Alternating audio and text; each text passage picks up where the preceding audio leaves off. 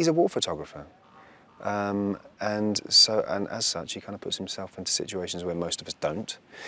And I think that has hardened him a little bit, and it's taken off some of the shine that might have been there.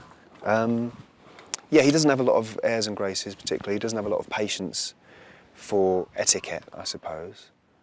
He's just kind of he's an animal who wants to get straight in there, do the job and leave, you know, whether that's war or women or whatever.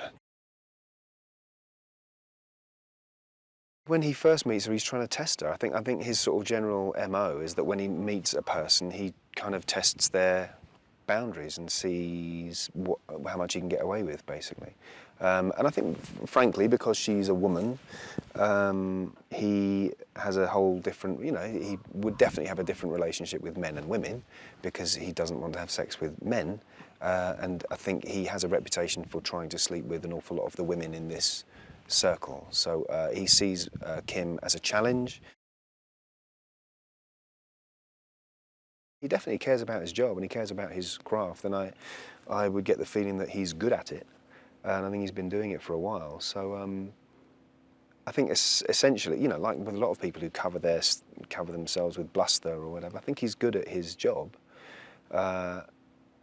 but probably he doesn't feel that's interesting enough. He feels he has to lay on more interest by being obnoxious or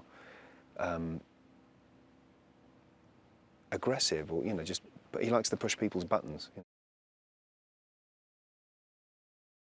I had a phone conversation with John and Glenn in the fall, and I was working on something in Europe, and so I had a call with the two guys just about stuff and about portrayal, and I didn't have any specific questions particularly. I'd read the script, I understood it, and I liked it.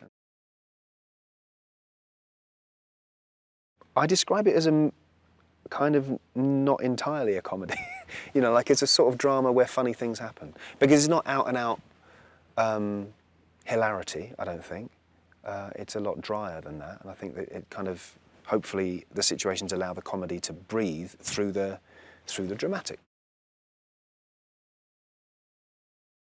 I mean, every set I've been on here has been amazing. Each one sort of better than the last, you know. I've never been to Afghanistan, but a couple of times it's fooled me. I had forgotten I'm in the States a few times. I was like, you know, you kind of see it when it's all dressed in and the extras are all in. There's a real atmosphere to what they've managed to create here that is foreign. You know, it doesn't feel American. It's a kind of meeting of expats slightly going off their trolleys, I think. You know, it's a lot of drinking, a lot of drugs, a lot of sex, quite a nihilistic existence, really. Certainly not very noble. You know, it's people who may